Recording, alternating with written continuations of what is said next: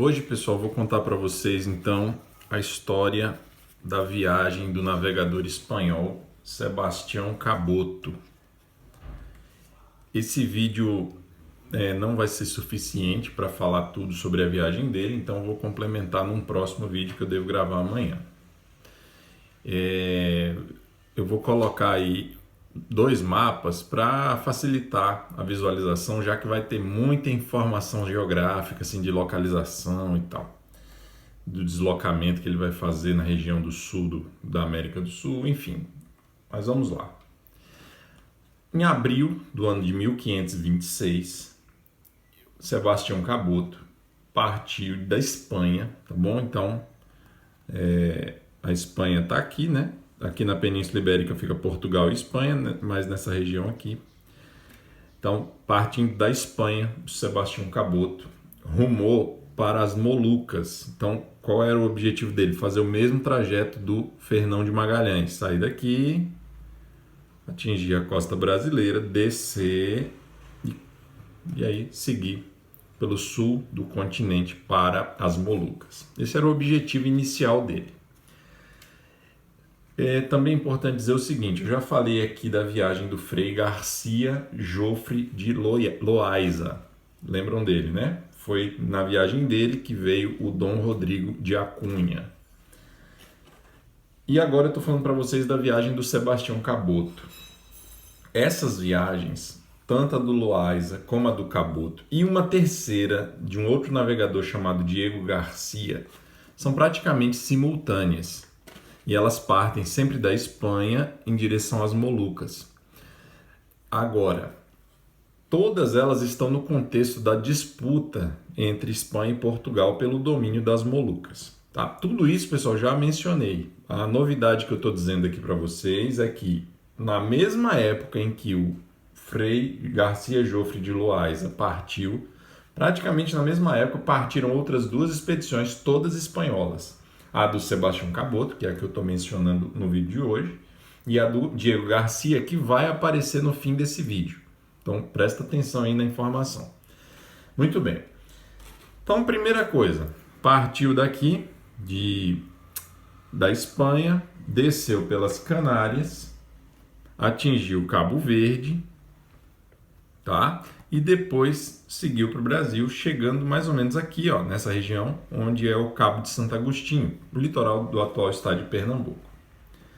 Ali, quando ele estava procurando um rio onde ele pudesse abastecer de água doce, uma embarcação pequena foi ao encontro dele, das três embarcações do Caboto, e ali estava quem? Ninguém menos que Jorge Gomes. Quem assiste todos os vídeos deve lembrar. Jorge Gomes foi um piloto que foi abandonado pelo Cristóvão Jacques na ilha de Itamaracá em 1522. O Jorge Gomes foi com o Cristóvão Jacques até a região do Rio da Prata. A gente viu naquele vídeo sobre a segunda viagem do... Não confundam, tá? O Cristóvão Jacques fez 3 viagens. A primeira foi uma expedição guarda-costas, a segunda foi uma expedição exploradora e a terceira foi a do vídeo de ontem, que também foi uma expedição guarda-costas. Então, eu disse, ontem eu chamei de segunda expedição guarda-costas, mas entre a primeira expedição guarda-costas e a segunda, teve uma viagem exploradora lá na região do Rio da Prata. E foi nessa viagem que, na volta, o Cristóvão Jacques teve um desentendimento com o Jorge Gomes e deixou ele ali em Itamaracá. E é esse mesmo Jorge Gomes que agora vai ao encontro do Sebastião Caboto, sobe na nau Capitânia, conversa com o Caboto e diz para ele, ó, eu posso levar você num lugar que tem muita prata, não vale a pena nem você ir para as Molucas. O Sebastião Caboto fica muito tentado. E o que acontece?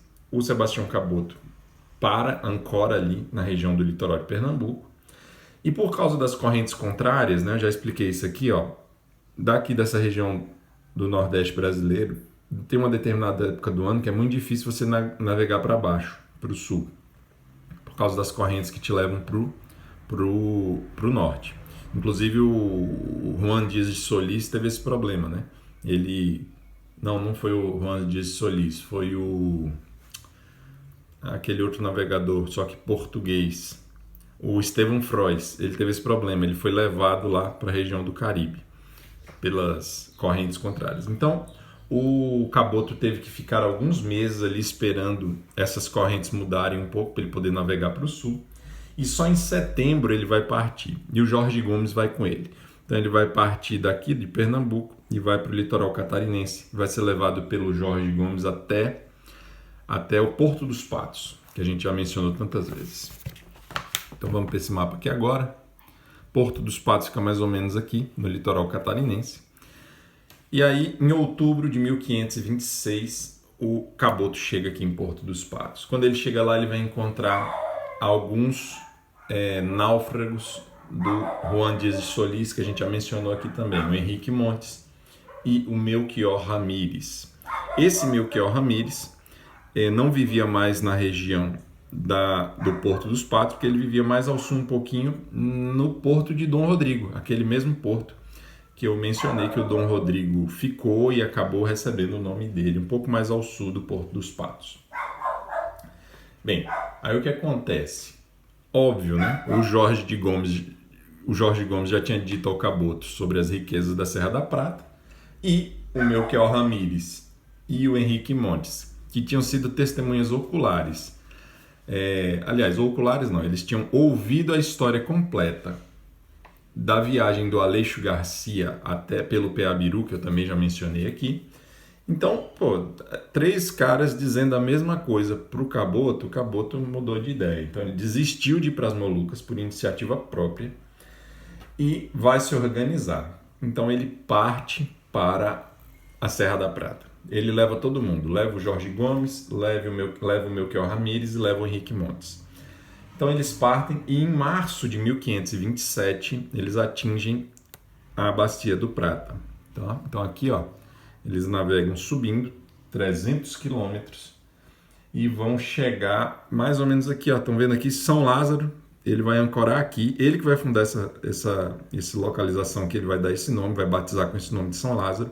Atualmente é a cidade de Carmelo, no Uruguai, tá bom? Aqui ele ancora. E aqui ele encontra outro personagem que a gente já falou, que é o Francisco del Puerto. Lembram-se dele? Também um náufrago que vivia entre os índios Charrua aqui, um náufrago da expedição do Juan Dias de Solís. Esse Francisco del Puerto tinha acompanhado o Cristóvão Jacques na viagem que ele tinha feito em 1521, aqui para essa região da Prata. Mas o Cristóvão Jacques o abandonou aqui e ele continuou vivendo entre os Charrua. Bem, então ali ele tem a confirmação de que a melhor forma de atingir a região da Prata, que está para cá, é subir pelo Rio Paraná. Então esse aqui, pessoal, Rio Paraná. Estão vendo essa linha mais escura aqui? Esse é o Rio Paraná. Tudo isso aqui é o Rio Paraná. Olha, ele começa aqui, lá em cima, vai descendo, Rio Paraná. Então era subindo pelo Rio Paraná. Essa é a informação que todo mundo dava. Então, junto com Jorge Gomes, com Melchior Ramírez, com Henrique Montes e agora com Francisco del Puerto e mais 80 homens, o Sebastião Caboto vai partir rumo à Serra da Prata.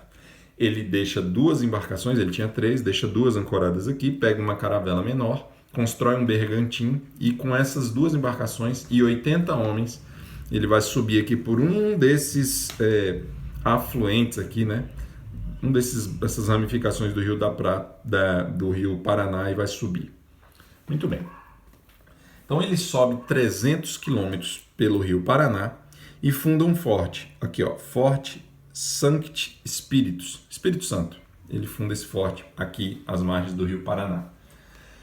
Ali ele passa 7 meses, ok? Então ele passa ali 7 meses. Em dezembro de 1527, um grupo de homens, incluindo todos aqueles que eu já citei, e mais alguns, vai continuar subindo o Rio Paraná. Então, eles sobem o Paraná até aqui, até o encontro do Rio Paraná com o Rio Paraguai. O Rio Paraguai desce e aqui nesse ponto se encontra com o Paraná. Paraguai e Paraná se encontram aqui. O Paraguai e o Paraná, quando se encontram aqui, nesse ponto, o Melchior Ramírez, o Sebastião Caboto chega e aqui ele decide subir pelo Rio Paraguai. tá? Então aqui ele decide, ele está subindo, chegou aqui, ele resolveu subir pelo Rio Paraguai. Só que aqui a gente já sabe, eu já mencionei em algum vídeo que as correntes são contrárias. Então ele sobe 200 quilômetros a duras penas, mas desiste. E acaba perdendo a rota, né? Porque eu já falei aqui, quando eu falei da viagem pelo Peabiru, do Aleixo Garcia, eu já falei que o caminho correto para chegar na Serra da Prata era subir pelo rio, olha aqui, Pilcomayo. Então, o que ele tinha que ter feito? Subido pelo Paraguai e subido pelo Pilcomayo, e ele ia atingir a Serra da Prata. Mas antes de chegar aqui, ele não conseguiu e desistiu. Voltou. Quando atingiu aqui o encontro do Rio Paraguai com o Rio Paraná, ele resolve seguir, então, subindo pelo Paraná. E aí ele sobe pelo Paraná e funda exatamente aqui o Forte de Santa Ana. Esse Forte Santa Ana. Ele passa algum tempo ali, e ali ele vai se encontrar com um indígena que vai dar informação para ele. Ó, meu filho, você tem que voltar e subir o Paraguai. É assim que você vai atingir a Serra da Prata. Ele retoma a viagem, mas ele não leva todo mundo. E ele deixa para trás o Francisco del Puerto e o Jorge Gomes. Só que o Francisco del Puerto vai trair, aqui no Forte Santana, vai trair os seus companheiros de viagem, vai abrir lá a porta do forte numa determinada noite e os índios vão entrar e vão matar todo mundo, inclusive o Jorge Gomes morre aqui. E o Francisco del Puerto vai-se embora com os índios e a gente não ouve falar mais dele. Muito bem. Quando faltava 70 quilômetros, então o Sebastião Cabot está voltando para o Paraná porque ele quer pegar o Rio Paraguai subindo. Quando faltava 70 quilômetros para chegar no Rio, no encontro do Paraguai com o Paraná, o Sebastião Cabot encontra dois bergantins espanhóis, dirigidos, né, pilotados por espanhóis. E quem é que ele encontra? Diego Garcia, que eu falei no início do vídeo que, junto com o Loaiza e o Caboto, ainda partiu uma terceira expedição, praticamente na mesma época, que foi a do Diego Garcia. E aí eles se encontram exatamente aqui. Bem, não dá para continuar, senão vai ficar longo demais, então a gente parou aqui, nesse ponto da viagem do Sebastião Cabot. Num próximo vídeo eu continuo essa história. Bem, pessoal, tem muita informação aí, vocês estão vendo apenas um mapa. Eu estou fazendo referência a um monte de vídeos que eu já gravei, então o objetivo desse canal é esse. Eu não quero fazer um vídeo completo, bonitinho, com muita informação, tudo. Não, você quer pegar o fio da meada, você tem que assistir todos os vídeos para poder pegar todas as informações e fazer aí a união dessas informações na sua mente e entender o assunto, tá bom? É isso, um abraço.